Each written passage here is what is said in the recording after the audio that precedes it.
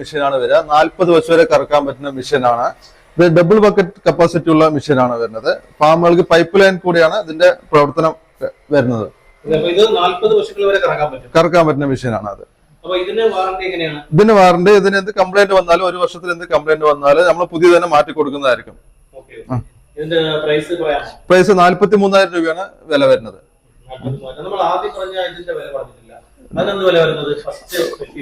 First machine 24,700 100 LPM ആണ് വരിക. 24,700 ആണ് വരിക. അതിൽ 25 ലിറ്റർ ബക്കറ്റ് വരുന്നത് കൂടെ പൾസേറ്റ് മെഷീൻ ആണ് വരിക. 1 വർഷത്തെ റീപ്ലേസ്മെന്റ് വാറന്റിയോട് കൂടിയിട്ട് കൊടുക്കുന്നത്.